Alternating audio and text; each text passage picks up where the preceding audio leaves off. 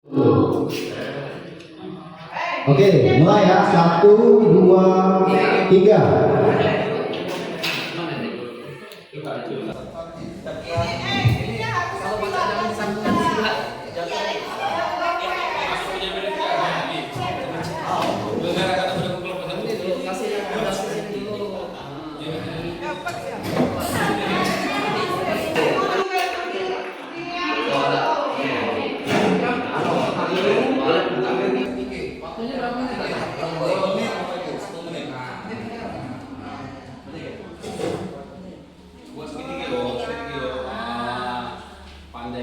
Bentaranya terserah Bapak Ibu ya, mau bentuknya kayak gimana. Nggak harus mengikuti yang ada di depan. Juara 1 akan mendapatkan nasi rantang sendiri.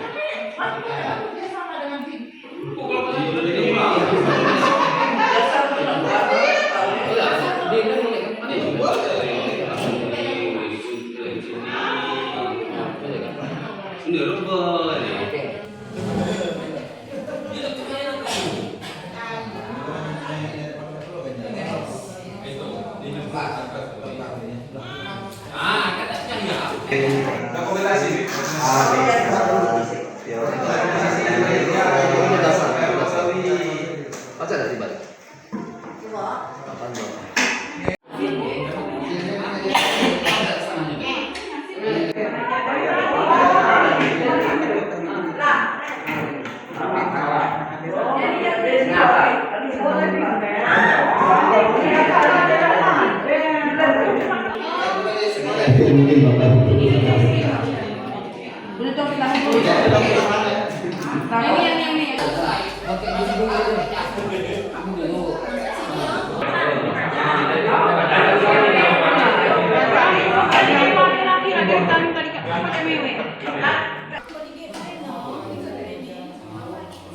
Sampai jam 4 kan, Mas?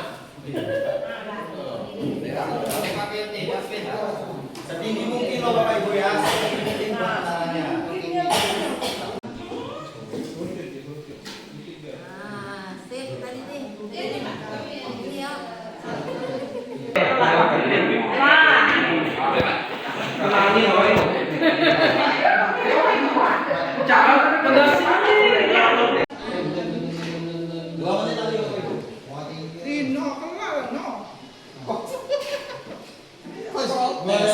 Udah, cuman ini nambah lagi ya?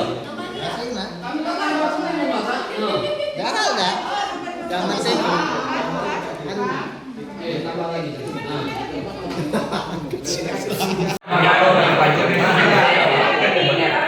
Saya hitung dari 10, 9, 8, 7, 6, 5, 4, 3, 2, 1. Oke, silakan Bapak Ibu, silakan berhenti ya. Sudah selesai. Nah, kemudian Ibu, instruksi selanjutnya untuk siapa yang mau menjadi angin ributnya? Leni ya? Siapa? Bu Papi? Bapak Ibu, sebentar Bapak Ibu. Oke, sudah menunjuk ya siapa yang akan menjadi angin ributnya? Yang akan menjadi ributnya Pak Agus. Pak Agus, silakan datang ke kelompok 2. Silakan datang ke kelompok 2. Ya, jaraknya. Kalau makan kopi itu ya. Pak Ino, dasar ini lagi. Ini Pak, ini Pak Agus. Tugas Bapak adalah Lempar. robohkan menara itu dalam jarak 1 meter. 1 meter. Nah, boleh. Sebentar, belum. Nah,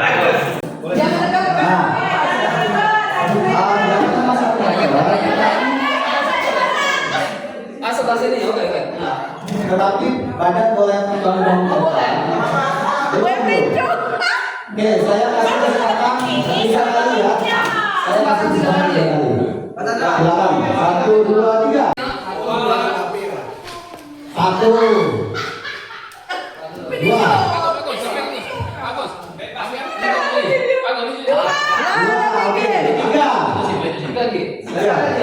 Sekali lagi. Yang dilempar buku. Oh, mendikarin Pak. Semeter, oh, semeter, oh. Dua berhasil ya mempertahankan menaranya. Silakan yang dari kelompok 2 sekarang. Kelompok 2 siapa yang bilang ini? Saya kasih kesempatan 3 kali. Kita mulai 1, 2, 3.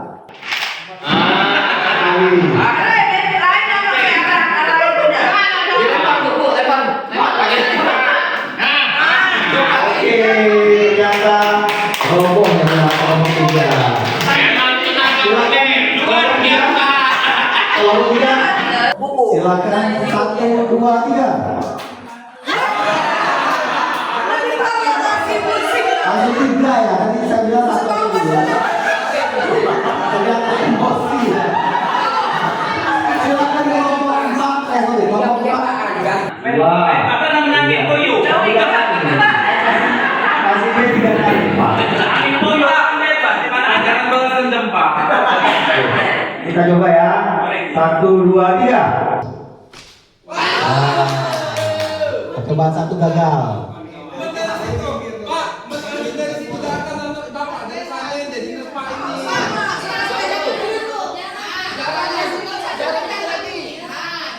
Kakinya Pak, kakinya. Sekarang sekali ayun Pak ya. Percobaan kedua silakan Pak.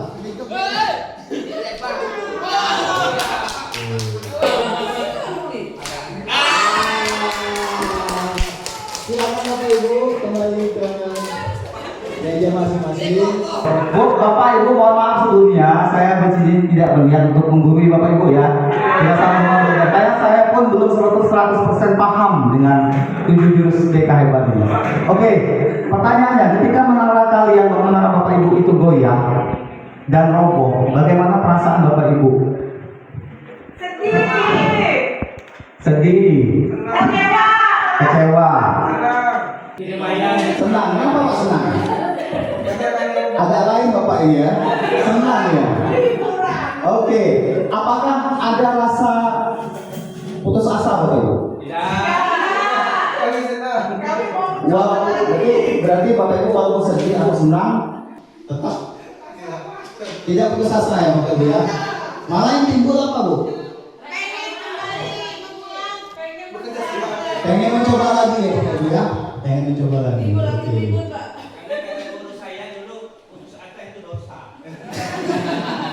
Bagus sekali Pak Samsul. Tidak boleh dirokok loh. Loh. Gimana? Tidak boleh dirokok. Ini orang main lagi Pak. Terserah Bapak Ibu, saya boleh. Ya. Kurang musuh kenapa lumayan aja. Ya boleh nanti ya Bapak Ibu ya. Oke, apa pelajaran paling berharga tentang resiliensi yang kalian dapatkan saat berusaha bangkit? Nah, ini kan belum ya Bapak Ibu ya, belum saya jelaskan. Kemudian coba Bapak Ibu renungkan ya, kira-kira di luar sekolah ya maupun ini pengalaman Bapak Ibu maupun di baik di sekolah maupun di luar sekolah, kira-kira Bapak Ibu pernah nggak mengalami masalah yang seperti ini? Pernah Bu sih? Boleh cerita Bu sih? Ya, kalau kita sudah sama-sama menempuh pendidikan, sudah bekerja bertahun-tahun, kalau kita dapat tim baru, masukan baru yang itu bisa menjadi badai. Kalau kita tidak bisa bertahan dengan kondisi fondasi yang kita punyai, kita bisa terbawa arus oleh badai yang membawa kita ke arah hulu. Oke, tepuk tangan buat Ibu Sianti. Ada lagi Bapak Ibu yang punya pengalaman pribadi maupun pengalaman ketika mengajar, ketika Bapak Ibu pernah mengalami masalah yang seperti ini, yang jatuh bangun itu. Ada nggak Bapak Ibu? Siapa yang mau mencoba membagikan ceritanya? Ya Pak Sandra, silakan Pak Sandra. Jadi Kisah ini kan kembali setelah kembali kita juga berbagi. Iya. Jadi saya itu 2012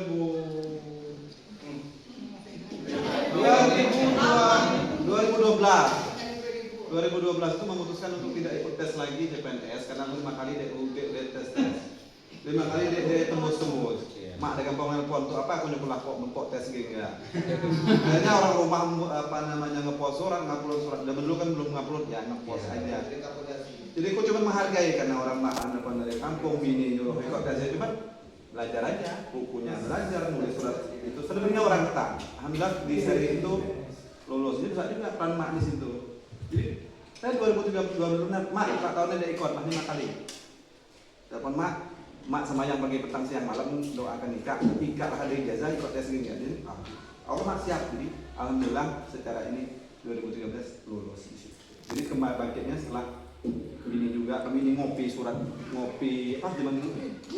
Ngopi apa? Bahan untuk soal loh. Ya paket A, paket B kan untuk belanja.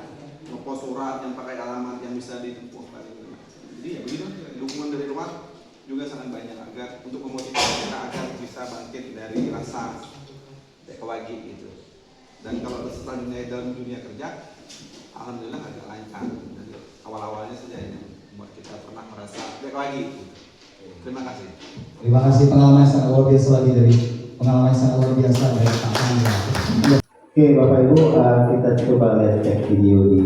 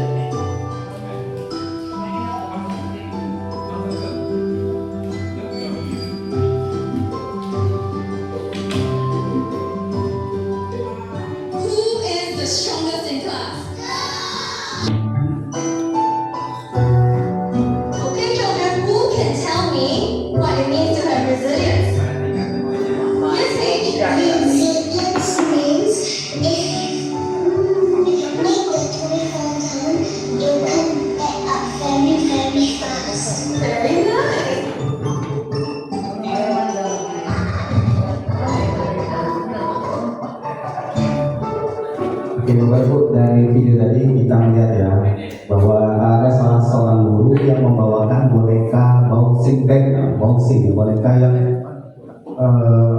dijatuhkan itu nggak jatuh Bapak Ibu. Nah, oke, selanjutnya kita pahami ya Bapak Ibu ya, ini resiliensi. Nah, sekarang kita masuk ke materi konsep. Resiliensi itu sendiri ternyata adalah kemampuan seseorang untuk bangkit kembali dan pulih dari kesulitan, stres ataupun trauma ya yang dialami dalam hidupnya. Dan resiliensi ini Bapak Ibu bukan cuma kemampuan untuk beradaptasi saja, tapi juga kemampuan untuk bertahan dan bahkan tumbuh lebih kuat setelah menghadapi tantangan. Artinya kondisi psikologis Bapak Ibu, kondisi fisik Bapak Ibu jauh lebih kuat setelah berkali-kali jatuh dalam kesulitan ya. Itu maksud dari resiliensi. Sekarang kita lanjut video tadi. Oke, nah ini kita saksikan. This is the moment that Heather Georgia brutally slammed into the ground on the last lap of a 600-meter race. She was overtaken from second place when the other runner's foot tripped her. She went down, completely devastating her chances of winning. Heather had been the favourite to win, but there were only 200 metres left of the race, so it was up to her teammate to bring it home. Heather's teammate used the clash as an opportunity to pull out from last place to the front of the pack, and it looked like she might just be able to get the win. And that's when something absolutely remarkable happened. Heather got up and started started chasing down the pack.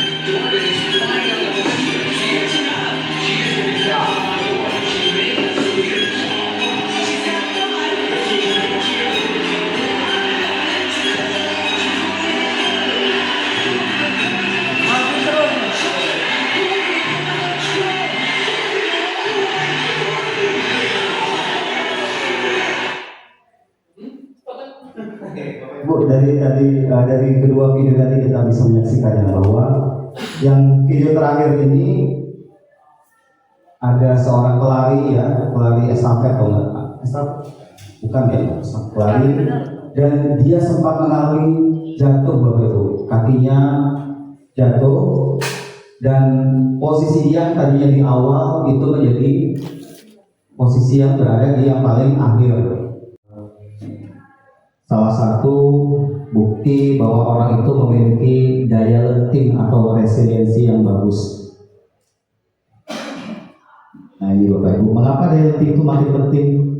Apalagi kita berada pada zaman Gen Z ya, di mana karakter siswa itu sendiri sangat berbeda dengan generasi-generasi yang sebelumnya.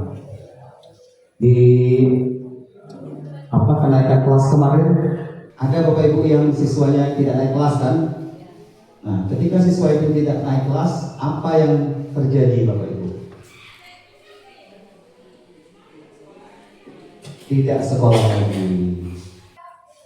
Artinya apa? Anak ini tidak memiliki daya juang yang tinggi ya. Karena ya ketika dia sudah jatuh sekali, maka rasa untuk bangkit kembali itu nggak ada. Malah cenderung menurun Bapak Ibu. Ada lagi contoh siswa yang sering bolos, sering tidak masuk. Itu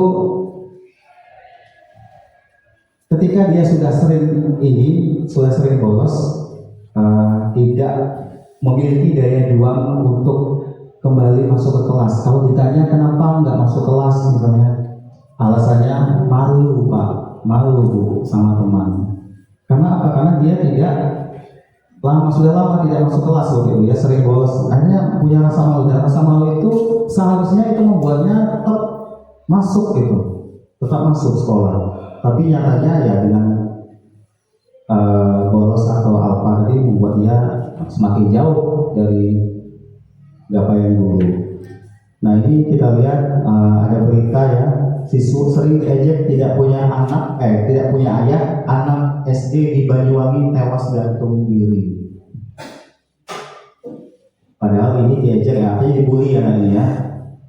Kalau dia tidak punya daya lenting yang kuat, maka ya terjadinya seperti ini. Kemudian ada juga kita sering lihat tak tahan dibully sebagai anak yatim, siswa SD bunuh diri. Kemudian ada siswa SMP bunuh diri saat HP disita. Ini bukti bahwa anak-anak kita, anak-anak Gen Z zaman sekarang itu daya resiliensinya dan lentingnya rendah Bapak ya. Makanya kita jadi guru ya, kita menjadi role model bagaimana cara kita menumbuhkan daya resiliensi ini.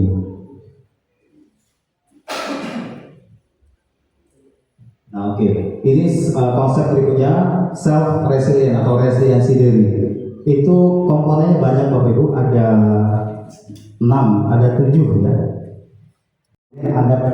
Adaptability, kemampuan Bapak Ibu beradaptasi, artinya fleksibel, mau di lingkungan mana saja Bapak Ibu bisa cepat beradaptasi. Itu salah satu komponen resiliensi. Nah, ada growth minded.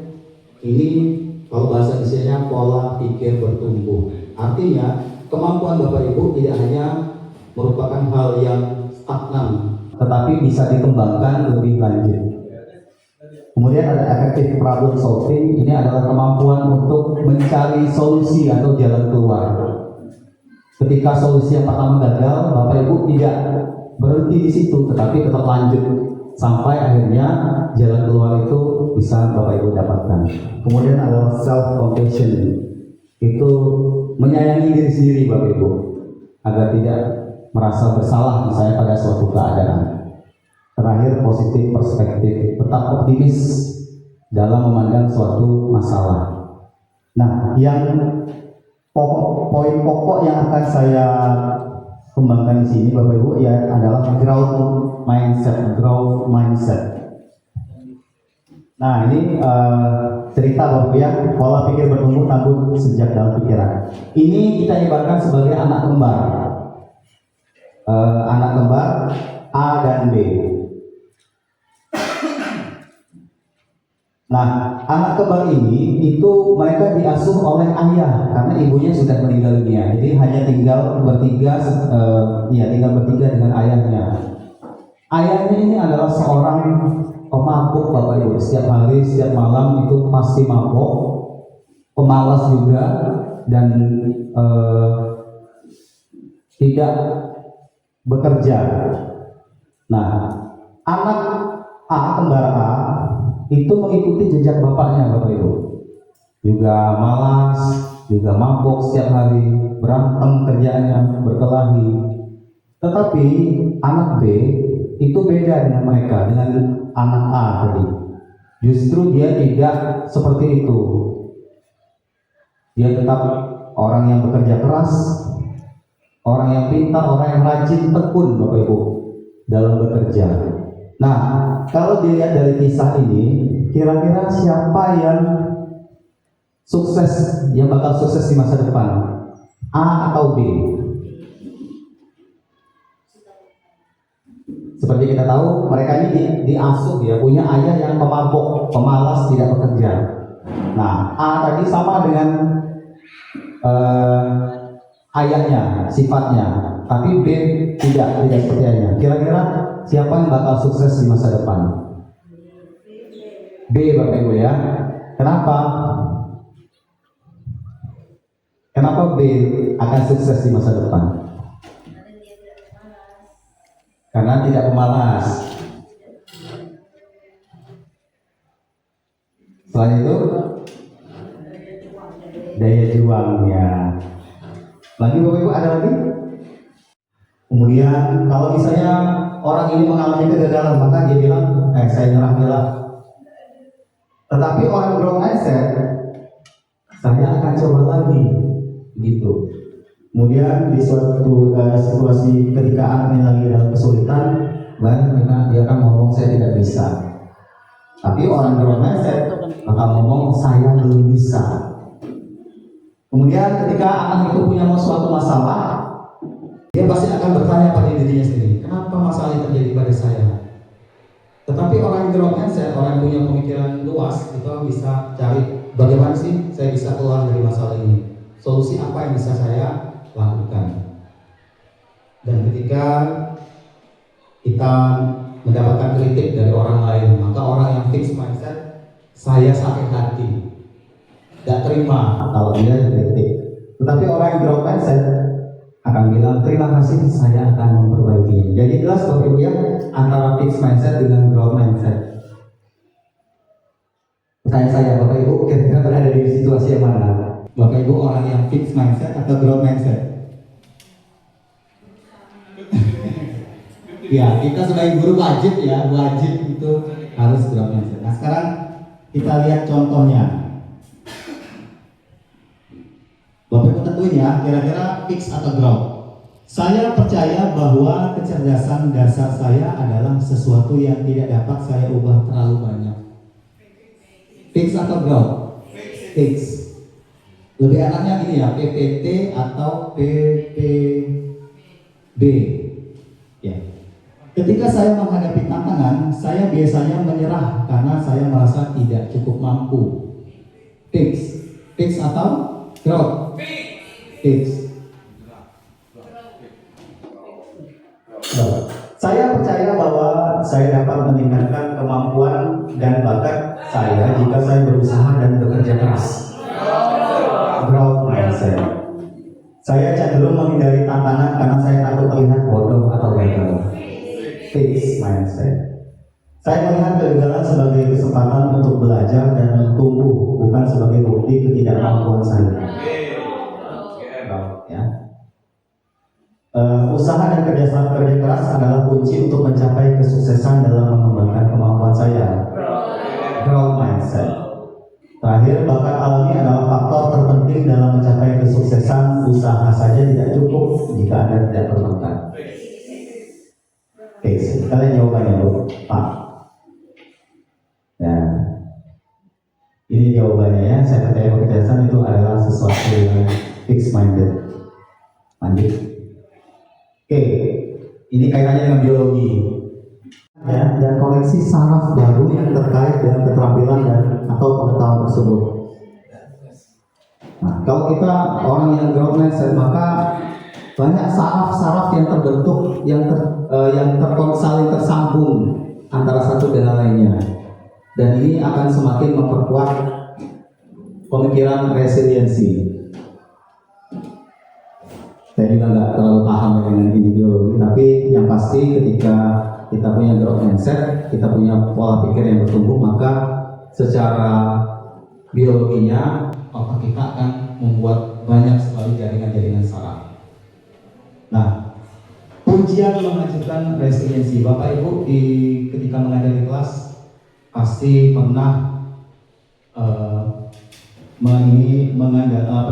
memberikan ujian kepada siswa ketika siswa menyelesaikan berhasil menyelesaikan suatu kerjaan, ya, menyelesaikan suatu tugas. Tetapi ternyata ujian itu menghasilkan resiliensi, ya. Nah, ini contohnya ujian. Kamu hebat, kamu cerdas, kamu pintar. Ini bedanya ya, ujian dengan dukungan. Kalau ujian itu seperti itu, kalau dukungan, kamu sudah bekerja keras maka kamu layak dapat prestasi itu. Itu dukungan Bapak Ibu. Nah, kemudian misalnya ada juga ketika anak Bapak Ibu berhasil memenangkan suatu lomba atau apa, Bapak Ibu bangga padamu. Bapak bangga padamu, Ibu bangga padamu. Tetapi ketika yang dukungan itu kamu pasti bangga pada dirinya. Nah, ketika orang dewasa sebagai mengontrol, Bapak atau Ibu senang kamu mau dengan nasihat kami. Kalau yang dukungan itu Bapak percaya kamu belajar dari kesalahan. Nah, ini silakan Bapak Ibu baca sendiri ya.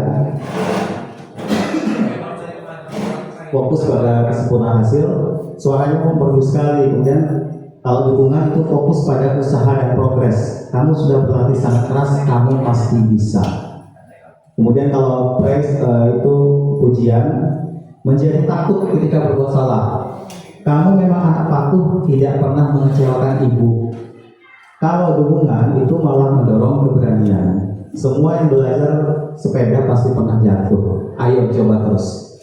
Jadi pujian itu dia global ya Bapak Ibu, fokus pada orang. Kemudian orang dewasa sebagai subjek, kita sebagai subjek, anak sebagai objek. Orang dewasa yang mengontrol. Kalau dukungan dia memberi kepercayaan. Dan kalau yang pujian itu fokus pada kesempurnaan hasil, kalau dukungan itu fokus pada usaha dan progres. Betul. Jadi jelas Bapak ya, perbedaan antara kita memuji dengan kita mendukung. Lanjut. Membangun budaya ordinary magic. Bapak Ibu yang punya anak ya, ketika anaknya belajar berjalan itu mulus nggak Bapak Ibu? Langsung bisa jalan gitu lari? Enggak kan? Pasti ada jatuhnya. Nah, itulah ordinary magic. Artinya ordinary itu fokus pada pembangunan dan pemeliharaan faktor-faktor pelindung yang mendukung resiliensi murid sebagai praktik-praktik sehari yang terintegrasi dalam lingkungan. Jadi ordinary magic ini bukan sulap, bukan sihir Bapak Ibu ya. Ternyata kemampuan kita itu sudah terlatih dari kecil karena sudah apa? Sudah membiasakan diri. Maka akan terbentuk daya resiliensi. Lanjut Pak. Nah, ini cara kita Bapak Ibu. Cara kita bagaimana kita menemukan resiliensi kepada anak didik kita. Contoh. Sebentar, ini rumusnya ada 5 Bapak ya. Pertama kita ada empati atau validasi perasaan. Kita mengakui perasaan dia, perasaan anak ini. Kemudian ada pengakuan usaha dan potensi. Artinya kita mengaku bahwa anak ini punya usahanya, gitu ya, punya potensi dalam dirinya. Kemudian kita mereframing atau memberikan perspektif yang positif ya dari suatu masalah anak tersebut. Kemudian ada penegasan nilai diri yang di luar hasil, dan terakhir tawaran dukungan harapan ke depan. Contohnya, situasinya tim sepak bola sekolah kita ini gagal masuk final, padahal peluangnya sangat besar. Maka sebagai guru kita validasi perasaannya. Meskipun impian final kali ini belum terwujud, bukan berarti usaha kita sia-sia, ya.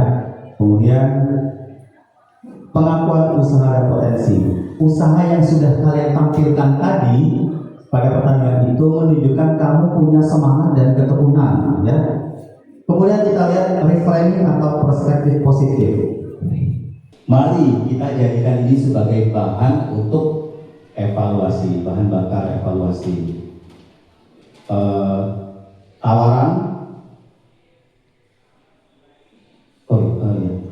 penegasan di nilai diri, ya. Nah, kembali lebih giat di musim depan, dan kita memberikan tawaran, yuk kita latihan lagi biar ketika lomba itu kalian bisa menang, seperti itu. Ini yang bisa kita lakukan sebagai guru. Kalau guru BK itu beda lagi. Kalau guru BK diajari konseling situasi Bapak Ibu. Nah, ini yang bisa kita berikan contohnya. Pak. Nah, ini selain yang tadi, bagaimana cara kita menentukan resiliensi? Kita bisa lihat dengan namanya jurus burger. Bapak Ibu pernah beli burger pasti. Pernah melihat burger, walaupun mungkin ada yang belum pernah beli. Nah, kalau burger itu ada berapa lapisan, ya? Ada sekitar 3, ya, Bapak Ibu, 3 atau 4 lapisan. Lapisan pertama roti, lapisan terakhir juga roti, dan di tengah-tengahnya itu ada patty-nya, ya. Nah, kita namakan jurus burger, Bapak Ibu. Nah, ini pertama kita mengapresiasi dulu apa yang sudah dia lakukan, kemudian kita koreksi. Maka cara kita mengapresiasi bagaimana? Bapak apresiasi hari ini udah lepas. Bentar lagi ya. Bagaimana apresiasi Bapak? Ketika Bapak punya anak yang terlambat datang ke sekolah. Bersyukur anak itu sudah ada kemampuan untuk sekolah. Terima kasih sudah datang ke sekolah. Mengapresiasi ya Bapak Ibu, ya. Nah, kemudian kita tambahkan koreksinya bagaimana? Kira-kira bahasa koreksi bagaimana? Terima kasih kamu sudah datang waktu terlambat. Nah, besok lagi datang lebih pagi, ya. Nah, kemudian setelah kita koreksi, kita apresiasi kembali. Bagaimana caranya? Beri tepuk tangan yang meriah untuk tetap Ya, masuk. Ya, boleh Bapak Ibu. Apresiasi lagi. Bapak yakin kamu pasti bisa bangun lebih pagi. Gitu, ya. Sampai berapa kali, Pak? Gimana? Rapidnya sampai berapa kali? Sampai yakin berarti sekolah. Ya, ini adalah contohnya Bapak Ibu kalau mau menggunakan resiliensi. Masalah datang terlambat terus, ya. Dibilang Terus saya dari terlambat, hampir mepet waktu jam 7.30. Lanjut Bapak. Nah, ini kita ada rumus tegas, lembut dan tegas, atau kind and firm. Kelihatan Bapak, ya? Nah, kalau kita lihat komponennya ada tegas dan ada lembut. Kita lihat itu ada induk burung, dia menendang anaknya, tegas ya, karena biar anaknya belajar terbang. Nah, kalau kita lihat dari 4 kubus kotak tadi, ketika kita tegas dan kita tidak lembut, maka kita memposisikan orang tua itu sebagai subjek dan anak objek. Tegas ya, tegas dan tidak lembut. Maka yang terjadi, orang tua menang, anaknya yang kalah. Contohnya bagaimana? Pokoknya kamu tidak boleh kemana-mana. Pokoknya kamu harus ada di rumah. Pokoknya kamu harus juara. Tapi tidak lembut kepada anaknya. Maka yang terjadi, anak akan merasa dirinya tertekan, down, gitu ya. Kamu harus dapat nilai 100 ulangan. Kalau nggak dapat, jangan harap kamu bisa makan, gitu. Nah, ya namanya ini ketika orang tua tidak tegas, tapi juga orang tua tidak lembut. Tidak tegas, tidak lembut. Maka orang tua dan anaknya itu sama-sama berada di posisi objek, bukan subjek. Artinya orang tuanya kalah, anak juga kalah. Bisa berikan contoh nggak kira-kira? Tidak tegas tapi tidak lembut. Banyak Pak.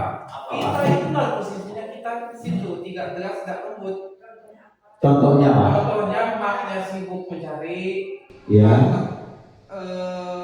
Malam-malamnya lah nyemarti juga. Mana anak ikan anak yang tidak sekolah selesai, tidak dialog, tidak tegas saja. Ya, artinya tidak ada yang menang ya? Tidak ada yang menang. Dia ngomong gini ke emaknya, kelak mak tunggu dulu, jangan ngomong loh, aku ngomong dulu. Artinya dia menekan emaknya gitu ya. Nah, ini Bapak Ibu, kalau kita tidak tegas tapi kita lembut, maka kita yang akan dimakan anaknya. Orang tua kalah, anaknya menang. Nah, win-win solusinya bagaimana? Kita tegas tapi kita juga lembut. Anak orang tua menang, anak menang ya. Lanjut Pak. Nah ini sekarang kita masuk pada aplikasi. Jadi kira-kira enaknya kelompok yang tadi atau buat kelompok baru?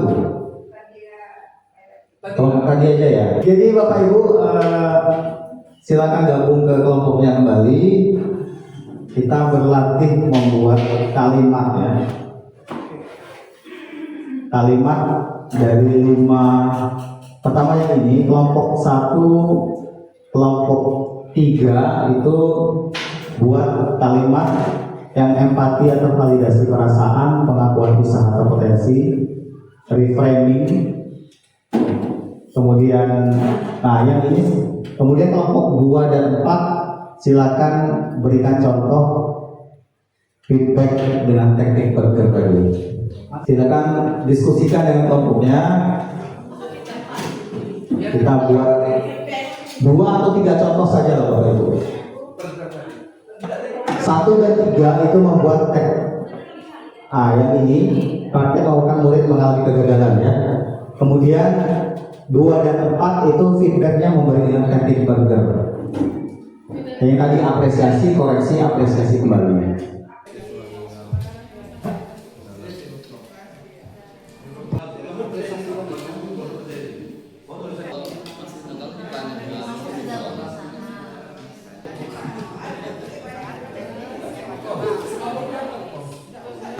Silakan yang bagi yang mau ini ke depan aja Pak, itu enak. Oke, kelompok 1 itu kebagian membuat contoh ya. Contoh kalimat praktek yang menguatkan siswa ketika mengalami kegagalan. Silakan Pak. Terima kasih. Assalamualaikum warahmatullahi wabarakatuh. Terima kasih Pak. Baik, kami dari kelompok 1 akan membacakan hasil praktik menguatkan murid yang mengalami kegagalan. Pada kejadian ini kami situasikan siswa gagal dalam seleksi SNPP begitu ya. Sehingga siswa tersebut mengalami semacam ketidaknyamanan. Untuk situasinya, yang tadi siswa gagal dalam mengikuti seleksi. Kemudian kalimat dukungan dari kami, kamu sudah berusaha maksimal. Insya Allah nanti kamu bisa coba lagi di tahun berikutnya. Validasi perasaan apa? Validasinya, mohon maaf nanti kami belum ini Pak ya. Validasinya kita menghargai dia sudah mencoba. Dia sudah coba, perkara dia lulus atau tidak kan nanti sebenarnya adalah ada tim seleksi misalnya yang menentukan. Coba gimana? Kalau misalnya kita kasih contoh validasi perasaan tadi, Bapak ngerti, kamu pasti kecewa. Itu adalah contohnya. Artinya harus Bapak itu tahu kita tuh mengalami yang namanya kesedihan, ya. Karena kita nggak lolos SNBP. Itu namanya validasi ya. Terima kasih Bapak Sandra keterangannya. Situasinya membuat tugas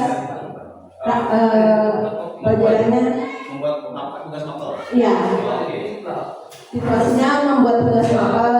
pelajarannya Pak Wahyudi di kafe ya. Terima kasih telah belajar dengan baik dan membuat tugasnya dengan baik dan tepat. Lanjut koreksinya. Kemudian koreksinya, lain kali silakan atur waktu lebih baik lagi agar bisa membuat tugasnya lebih baik.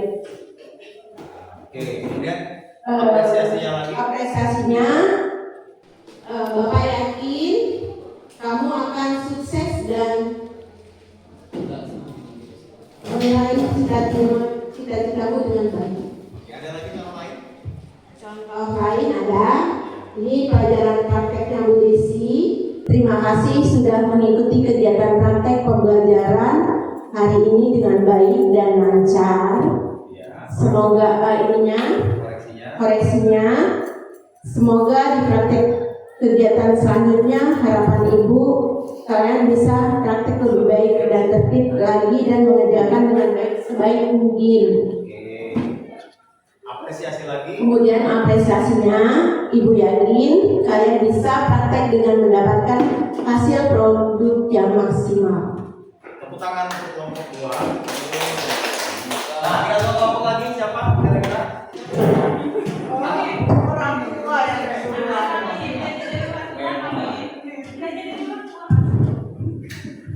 Terima kasih.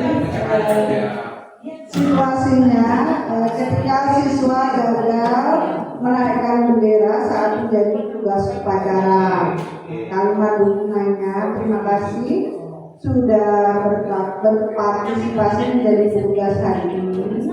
Namun lain waktu lebih fokus, lebih latihan giat lagi. Kalau ditunjuk jadi petugas harus siap dan berlatih dengan baik. Ibu yakin kamu akan menjadi lebih baik lagi.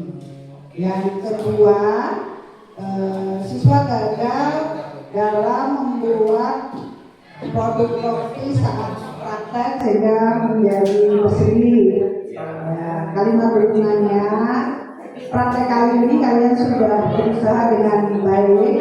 Kegagalan dalam membuat roti kita jadikan pembelajaran untuk praktek selanjutnya. Ibu tahu kamu kecewa dengan hasil ini, tapi kegagalan ini akan membuatmu menjadi lebih baik lagi. Yang ketiga, siswa ulangannya jelek. Kalimat dukungannya, ulangan kali ini kamu jadikan sebagai pembelajaran supaya kamu bisa lebih giat belajar lagi. Kamu sudah berusaha belajar, tingkatkan lagi. Terima kasih kelompok 3. Terakhir kelompok 4, Bukok. Baik, kami dari kelompok 4 akan menyampaikan tentang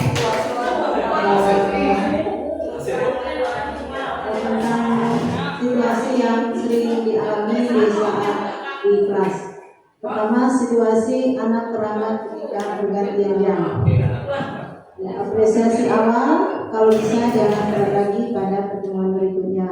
Koreksinya, tidak ada yang tidak bisa berubah bila ada keinginan untuk berubah menjadi lebih baik. Apresiasi, terima kasih kamu sudah jujur dan tetap mau mengikuti pelajaran. Situasi yang berikutnya, anak tidur pada jam pelajaran. Apresiasi awal, membiarkan sampai anak bangun sendiri. Koreksi, sudah bangun, silakan cuci muka. Apresiasinya, terima kasih udah bangun dan bisa mengikuti pelajaran. Semangat ya, lain kali usahakan jangan tidur lagi di jam pelajaran. Amin. Terima kasih.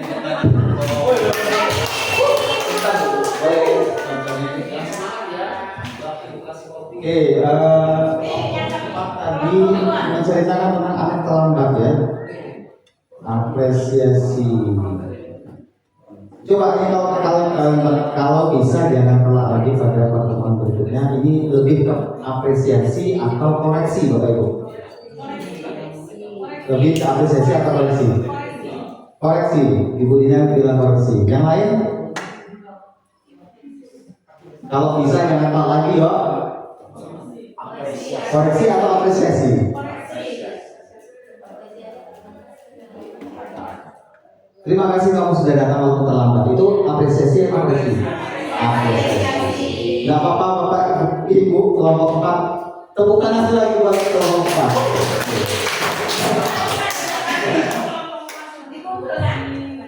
Alhamdulillah Bapak Ibu ya, kegiatan hari ini sudah berjalan cukup lancar. Apa yang Bapak Ibu bisa dapatkan dari kegiatan kita pada hari ini tentang menumbuhkan resiliensi? Ya, kita sebagai guru wajib ya menjadi inspirator dan role model bagi anak. Ya, bagaimana anak akan bisa punya daya juang yang kuat kalau gurunya sendiri tidak kuat? Ya, gurunya sendiri malah depresi, anaknya lebih depresi lagi dong. Gitu kan? Oke. Terima kasih Bapak Ibu sudah mengikuti kegiatan ini dari awal sampai habis sampai akhir. Saya ucapkan terima kasih.